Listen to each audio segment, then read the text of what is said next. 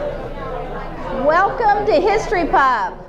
The partners in history that are sponsoring the 2025 History Pubs are the Cottage Grove Museum, the Cottage Grove Genealogical Society, the Cottage Grove Historical Society, the Cottage Grove Library, Singing Creek, the Oregon Aviation Society and Museum, and Spirit of BMD. And I hope I didn't forget anybody. And those will be the same sponsors for 2026, and we've already filled the schedule for 2026, which is amazing. Still waiting for a few titles and topics, but we have got it covered. I want to thank Bart for this wonderful venue. I want to, all right, I'm having a brain hiccup. Seth, for the sound and audiovisual. I want to thank Jim Lockhart for capturing all of this on video, and it will eventually be uploaded to the Cottage Grove Partners in History YouTube channel. So if you know people that wanted to come and missed it, they can watch all of the ones that were captured on video on that YouTube for 2025. The ones for 23 and 24 that were captured are on the CG Genealogy YouTube channel. And thanks to the Cottage Grove Historical Society, there's a one-stop shopping where you can go to the cghistory.org under History, and you can find all the links for those two YouTube channels, plus their Saturday talks, and a link to the historic newspapers. Yes. One-stop shop. And that's amazing. Yes, it is. And those links are on the Cottage Grove Genealogical Society website as well, and that's cggenealogy.org. And while we're talking about the newspaper project, as you all know, the Sentinel closed their office in our town this year, but the collection of all the historic newspapers went to the Cottage Grove Genealogical Society, and we are still collecting or fundraising to digitize more of the Cottage Grove Sentinel. We did receive a couple grants in the past couple years, but they're still in process, and once they are done this year or next, because it takes a long time for them to render all the images and do all the metadata, we'll be up to 1970, and so our goal is to get the 70s digitized as well, and then we'll move on to the 80s. But we do have an opportunity right now. The Friends of the Library have given a challenge for a $1,000 match grant. So if we can raise $1,000, they'll throw in $1,000. So that will get us closer to, digitizing a chunk of the 1970 papers. And so if you want to donate to that, go to the Historical Society's page, the Genealogical Society's page, but you could just go to the museum's page because there is a button right there on their website as well. So we've got it all covered. And you can donate to do a page, a day, a month, a year, but I think it runs about 75 cents a page. It's not a cheap process to do, but it is so nice to be able to research in the comfort of your own home and word search instead of reading every page of the newspaper when you're hunting for something. And if it wasn't for those digitized newspapers that you can access at the Historic Oregon Newspaper Project through the University of Oregon, all of us researchers could not gather that information in the amount of time that we are able to do. And it's just fascinating. And so tonight, Oregon Aviation Historical Society and Museum, Tim Talen is going to present. And I have not read this before. And as you know, I have a little bit of sight challenge, so I'm going to take these off. And so Tim Talen is the board vice president of their organization. He's an award-winning, historically accurate restorer of antique aircraft. His work has been recognized by the Experimental Aircraft Association and the National Aviation Heritage Invitational. He is the founder of both the Oregon Antique and Classic Aircraft Club and the Oregon Aviation Historical Society, and continues to serve as the director at the museum. His award-winning restorations have graced many covers of the EAA's vintage airplane and sport aviation magazines. This talented renovator has an uncanny ability to look at any antique part and name the aircraft it came from. Wow, what a talent. In 1984, Tim instigated the successful rebirth of the Oregon Air Tours of the 1930s. Tim Talen was inducted into the Oregon Aviation Hall of Fame in 2010, and then in 2014 he became the 30th person nationwide inducted into the Vintage Aircraft Association's Hall of Fame. Tim has a vast knowledge of Oregon's aviation history and wants to ensure its preservation for generations to come. He shares his expertise and knowledge through his work at the museum and the restoration of vintage Oregon aircraft, as well as through the procurement of many additions to the archives at the Historical Society. Wow, that is an impressive bio. Thank you so much for being our presenter. So come on up.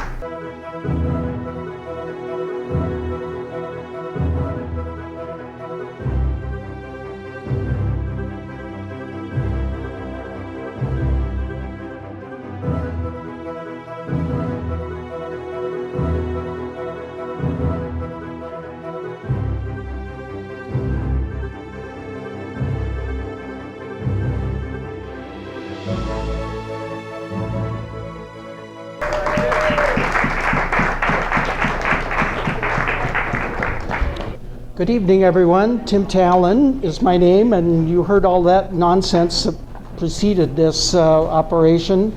It's almost like after listening to all that, you wonder, will the real Tim Talen actually show up, or is it a pigment of our imagination? And I'm not sure what color that would be. Somebody got it. All right. So I wanted to talk a little bit about kind of national, international history with the Pearl Harbor mystery. It's kind of an interesting little side story, and I noticed on the news the other night on December 7th, they did a little side story on the Pearl Harbor thing, and I'm hoping that they'll get around to doing a Pearl Harbor mystery and talk about this little airplane. Because it's another interesting little facet to the Pearl Harbor story. So we know that on December 7th, the Japanese attacked, but what most people don't know, let's see, oh yeah, we have the typical, I guess, visual image that we think of when we think of the Pearl Harbor situation. This is what comes to mind. But in reality, when the Japanese arrived on the island, the military was not around. There were 8 civilian aircraft in the air at the time, and the civilian aircraft were the first ones to be attacked. They got shot at in the air, on the ground, anywhere and everywhere when the Japanese came through. Our military Army Air Corps kind of was asleep at the switch, and it was civilians out flying. So one of the people that was flying was a young lady by the name of Cornelia Fort, and I wanted to talk a little bit about Cornelia tonight. She was born in Nashville in 1919, I think it was, and her dad lined her 3 brothers up in front of him in the office and said, "You boys have nothing to do with airplanes. Do not learn to fly. It's dangerous." And Cornelia, who was probably 8 or 10, peeking around the corner, did not have to, raise the right hand and swear to Dad that they would not get involved in aviation. And so at the age of 17, she went out to the airport. Guess what? Fell in love with aviation, airplanes, and flying. And even though she did a couple years of college, by 1940-41, she had her private license, her commercial license, and a freshly minted instructor's license. So she put out some applications, I think all over the place, to try to find a job. And the first one that came through, the telegram read something like, I'm doing this by memory, but it said, her name was Cornelia Fort. C. Fort, sir, please arrive, Fort Collins, Colorado, we have a job for you. It was Mr. Fort. They didn't catch on that Cornelia was a 22-year-old female instructor pilot. But she arrived and went through the CPT training, that's the civilian pilot training program that the military and civilians put together to start training pilots. And so there was Cornelia doing her job, training people how to fly in Fort Collins, Colorado. But that session was finished, and the next application that showed up was Honolulu, Hawaii. And a fellow by the name of Olin Andrew had a flying service there in Honolulu. And it was not a state at that time, it was a territory. And so she immediately got on a steamer and headed to Honolulu. And this is in late September of 1941. So between the time she got there and the time December 7th, she put in about 200 or 300 hours of flight training of various aircraft. But the one that she flew the most was an interstate cadet. And this, the last picture was our interstate cadet, which is right here. And so she flew the interstate cadet, and Olin Andrew was the interstate dealer in Honolulu, and so he had 5 or 6 of them. One of the other interstate cadets that was there was sold to a lieutenant on Maui, and that one actually survived because it was not involved in the attack at all. And that airplane still exists and is flying here on the West Coast. So we also have that airplane. But Cornelia was apparently flying 266. Now, that's where we want to kind of introduce the mystery to this. It's a little hard to see, and I'm sorry that we don't have a good visual on it. But this is a copy out of her logbook. And all pilots, of course, logged their flights down, and they wrote down, the typical N number, the type of aircraft, the engine, and the hours and minutes, whatever, that they flew. And so here's her logbook from December 7th. The bottom, it doesn't even really show very well, but the bottom entry down there in the bottom, the last one that she recorded was that the Japanese attacked. She got shot at in the air. She got the airplane down and her student down safely, but they got shot at even when they were on the ground, but they made it to cover and survived. So, okay, we have her wonderful logbook with all these airplanes that she flew in Hawaii, but there's a problem, and here's where the mystery resides. The N number that she wrote down in her logbook is a number 3, let's go back to that first picture so that you can see it very clearly. The N number on this airplane, 37266. What she wrote down in her logbook, 37345. Okay, why did she write that number down when she was actually flying this airplane? Or at least we think she was flying this airplane. So over the years, and this has been going on ever since Pearl Harbor, historians have always argued over what airplane that she was flying. And so many of them have stood on the fact that she wrote in her logbook 37345. Well, when I got involved with restoring the airplane, which was restored right here in Oregon, right up at my strip at Jasper Ridge. So this airplane has flown over you if you've been around in the last 20, 30 years. So it's been here.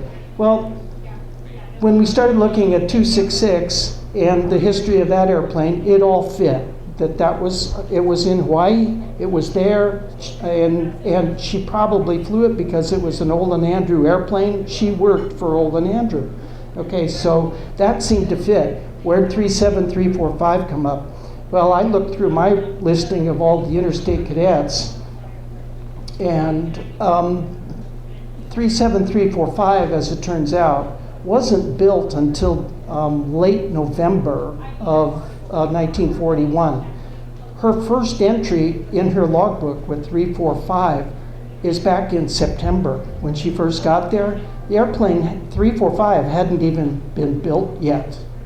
So how did she get that number into her logbook? How did that happen?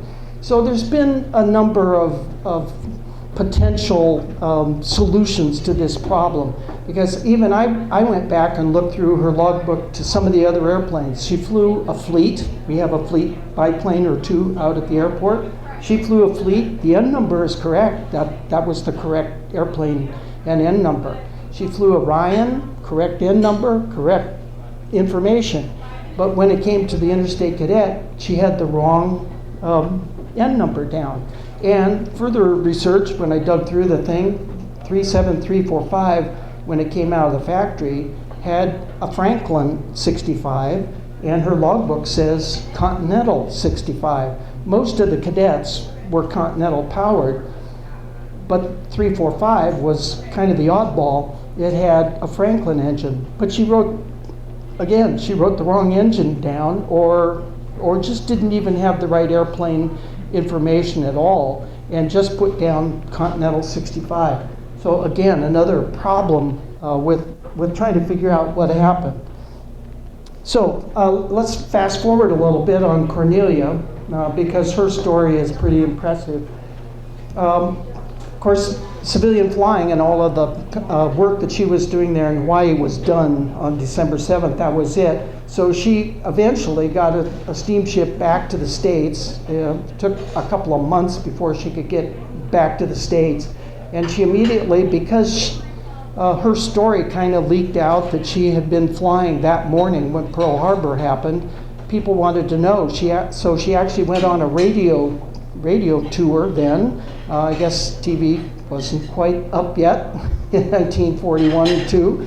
So she went on a radio tour selling war bonds and telling her story of how she was flying on December 7th and the Japanese came and attacked and so forth, and all of the devastation that she saw. So she was kind of a popular radio figure, and of course she sold war bonds. Well, once the war got started, and Jacqueline Cochran, if you know a little bit of history about the WASPs, she put out a kind of a memorandum, a notice that they were going to try to form a women's group to fly airplanes. Well, as it turns out, another gal by the name of Betty Love kind of got the ball rolling first, and instead of the WASPs, she founded the WAFs, Women's Auxiliary Ferry Service.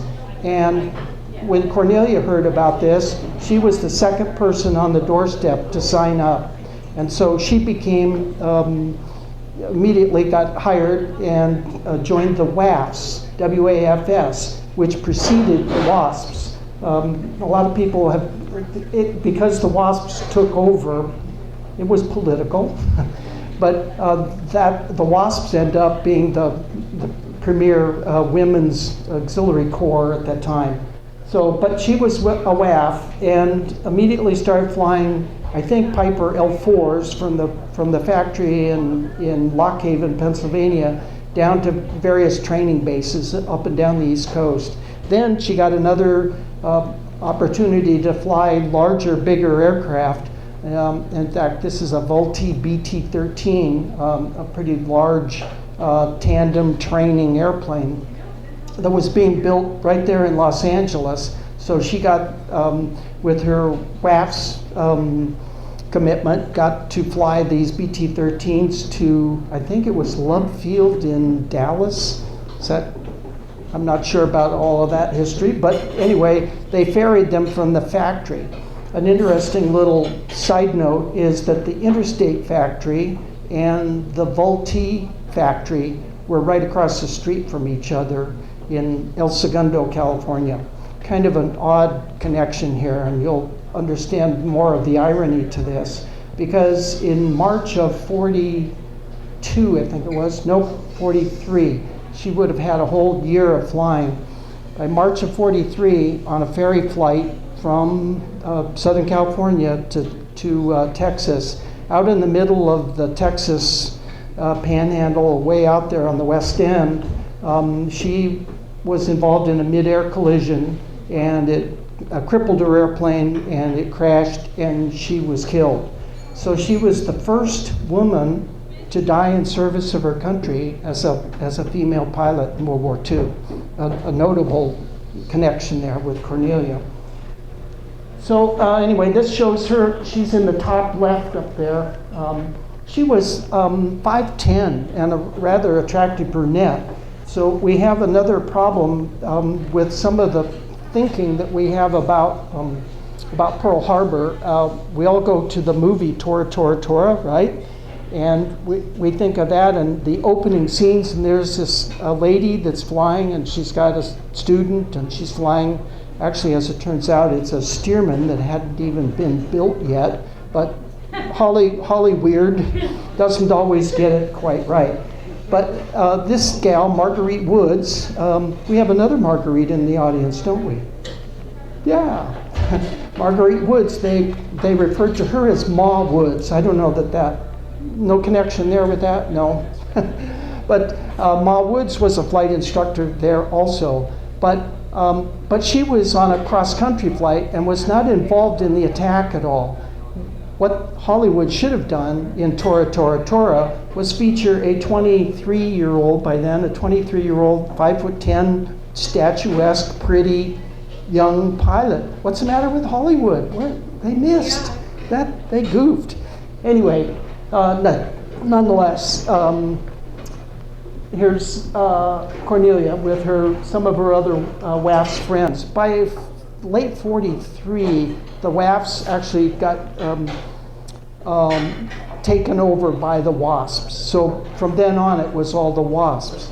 And it's interesting, in terms of our history, how the, how do we want to say this? The veteran services for the women who flew with the WASPs wasn't acknowledged until the late 70s or 80s. So benefits and all of those things that would have been normally given to male veterans finally got given to the women in there. So she was a trailblazer, and to actually die in service of her country and in a sense not really get much acknowledgement from the government and so forth is kind of interesting. It's too bad that happened. Anyway, they have made that up since then.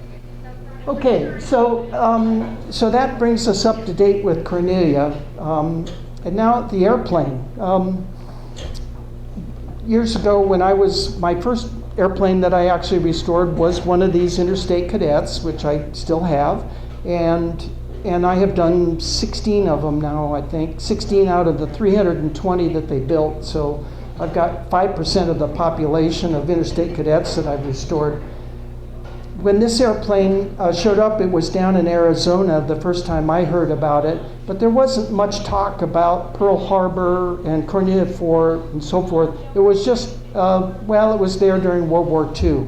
But another fellow who flies an interstate cadet in an air show, a fellow by the name of Kent Peach, when he was also an airline pilot, he was flying back from Japan one time with one of the Japanese pilots who had attacked Pearl Harbor and who had survived the war, and I think he wrote a book or two and so forth. Anyway, Kent got to talking with him and going, well, what happened to all the airplanes that survived or didn't survive that were attacked on that morning? What happened and where'd they go? Well, Kent got kind of intrigued with this idea, and so he started looking around, realized that, it was an interstate cadet that was there, and maybe we ought to be looking for that airplane. Well, it became available with this story that it had been a World War II survivor.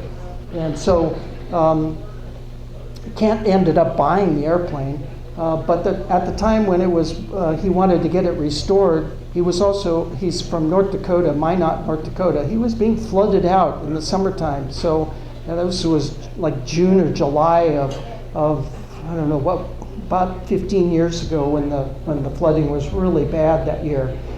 So he called me up and said, Tim, you got to come and get this thing now. I'm getting flooded out. His hangar was almost covered the water. The top of the eaves of the hangar, that's 20 feet of water at least, was just barely sticking out over the top. Well, he'd rescued the airplane out of his hangar up to his house, but he had sandbags around his house. It was a mess.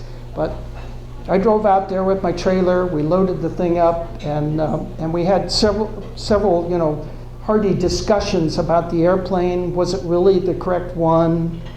What serial number was it? Anything, any detail we could find at all about the airplane that would prove that, okay, this is Cornelia's airplane that she flew.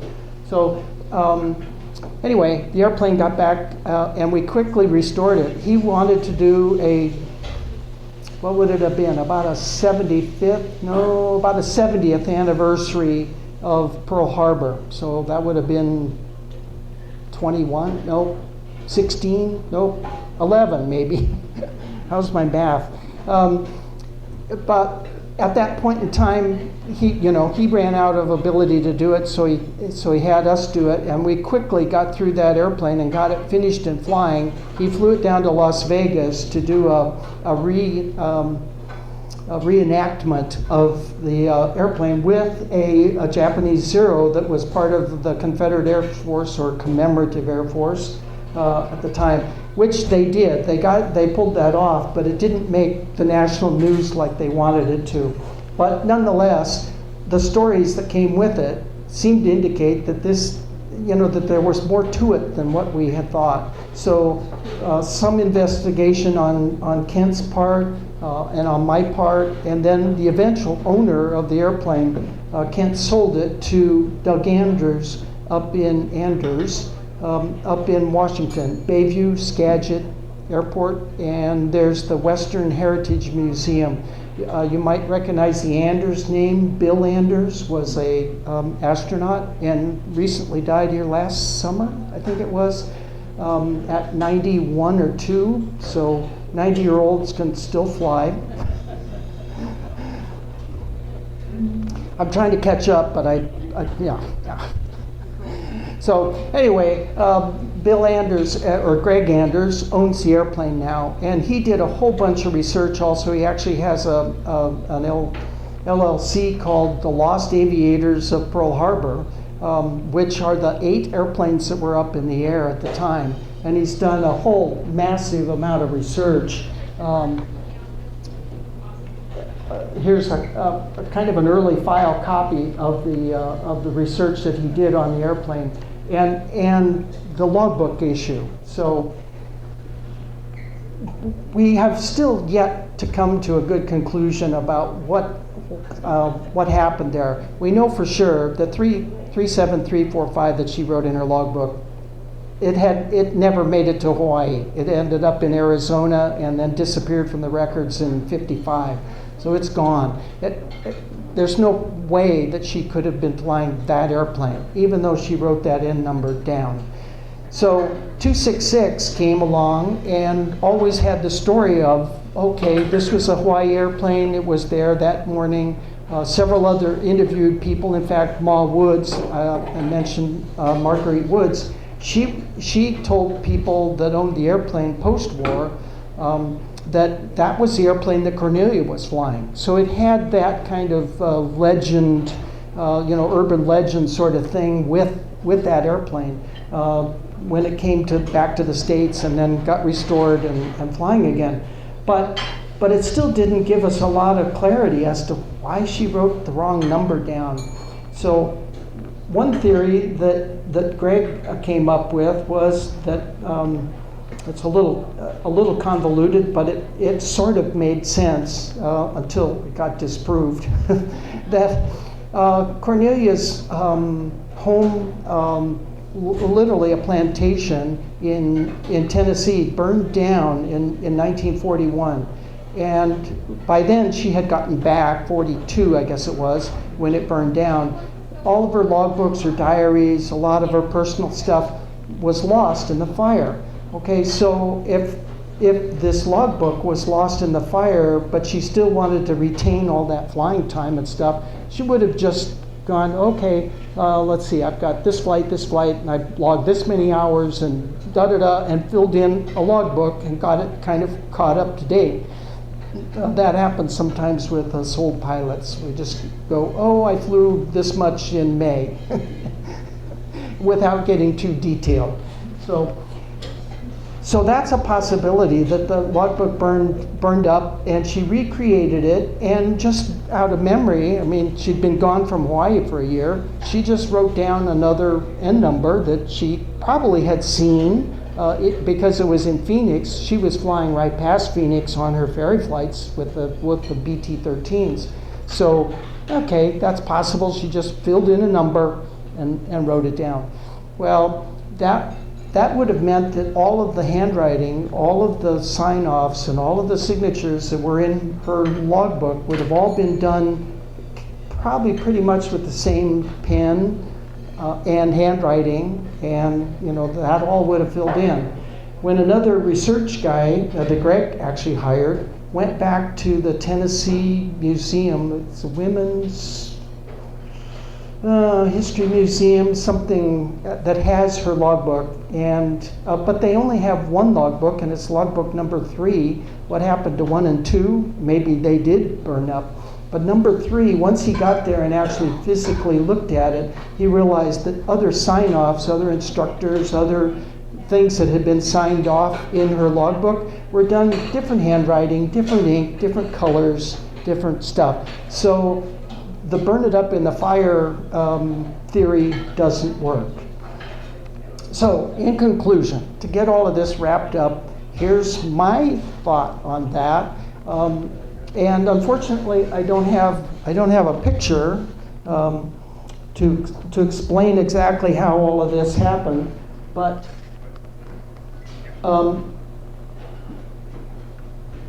I never saw that little arrow back there. That's interesting, on the decal that's on the back of the tail of the airplane. Do you see it up there? There's a little arrow. Anyway, okay, now I lost my thought. That's dangerous. Where was I going with all this? Oh, okay. So Olin Andrew was an interstate dealer, and we know from the records there that he had about 4 or 5 or 6 interstate cadets, all there. So there's one picture, and unfortunately I couldn't find it. I think it's in an Air Classics magazine or some other Pearl Harbor history thing. There's a picture of John Rogers Airport and Olin Andrews' lineup of airplanes down the line. And there's like 3 interstate cadets all in a line. Well, on the tail, in fact, right about where that arrow is, painted on the tail of those airplanes was the ship number, which was a common thing in those days, because when a student came out, well, you're in the interstate cadet. Well, which one? Well, ship number 2 or ship number 3, because that would have been a simpler way to do it. And that's still a kind of a common thing. The military even uses that. So you just have a ship number. Okay, so here we go. One of the airplanes that was over there that Olin Andrew had, it's in this picture, is, follow through on this, 37245. Instead of 345, it's 245. It's 100 off. But guess what the ship number is? 3. Yes, 3. Okay, so if Cornelia was just walking by that airplane every day, 37245, ship number 3. Well, then when you wrote it down in your logbook, would it not be a simple, easy error to make that mistake and just write down 37345? That's as close as I can come to solving this mystery. Other than that, we don't have a clue. There's only one possible solution, which would be, of course, aerial footage of Cornelia climbing out of her airplane in the middle of the attack on Pearl Harbor, and the N number is clearly visible. That would be nice, but that is not available. And then her student was Eddie Suomalu. if we could find Eddie's logbook, that would be maybe another chance that we would have to find the correct N number on December 7th, 1941. So there you go. Lots of mysteries and some answers that we still haven't come up with. I wanted to make sure that I checked on my list of what do we call these things? Trivia questions, that I covered everything that I talked about. And I didn't. I missed one. There's another Eugene connection to this airplane. Up in Eugene, well, now at Lane Community College, we have an A&P program. But early in the 30s, it was the Eugene Voken Technical School, and it was at 18th and Chambers at the old airport site in Eugene. So Eugene Voken Tech School. Well, one of the students that came through there was a fellow by the name of Yale Smith, and he and his brothers actually built an airplane, which the museum has, the Smith biplane, which he was involved with. And he went through the A&P program and must have been a good student, because he got a job in Honolulu, Hawaii at the technical school there as he ended up being the head instructor at the Honolulu Vocational School, A&P, Airframe and Power Plant Mechanics School that they had in Honolulu. Well, once the airplane came out of storage after the war, they took it over to the vocational school, and guess who signed it off? Yale Smith. He signed it off and repaired and put it back into service again post-war, after the war. So there's our second Eugene connection, besides my connection having restored the whole thing. And oh, by the way, no bullet holes. I was looking for a little nick in the tube or something like that, some little evidence, something, please. No. What we do have, though, is we do have the correct N number and serial number, and all of the urban tales about this airplane say, yes, this is Cornelia Fort's airplane. So if you get a chance, up in Washington, it's north of Everett, I don't know, 20, 30 miles up there, at the Western Heritage Museum, they have Cornelia's airplane. And of course, in and of itself, it became quite famous when we did the 75th anniversary of Pearl Harbor at Oshkosh. They recreated the Tora thing, but they put the interstate out there instead of Ma Woods and her Stearman that hadn't been built yet. So they got it right, and it was on the covers for Aviation. They did posters with it. I have a nice T-shirt. So it became a rather famous airplane. But hopefully the fame of this airplane is really the fame of Cornelia Fort and her sacrifice to our country. And I think that's a worthy thing, that with history we can have these moments to appreciate because of sacrifice by other people who came before. I wanted to mention one more thing. Jeannie and Mosa painted this lovely picture of the cadet. It's a watercolor with a couple of Jap zeros and so forth on it. And it was at our art. We have an aviation art show when we do our Wings and Wheels in the summertime. So come on out to Wings and Wheels, and maybe Jeannie will have another picture. Okay, that's it. Thank you.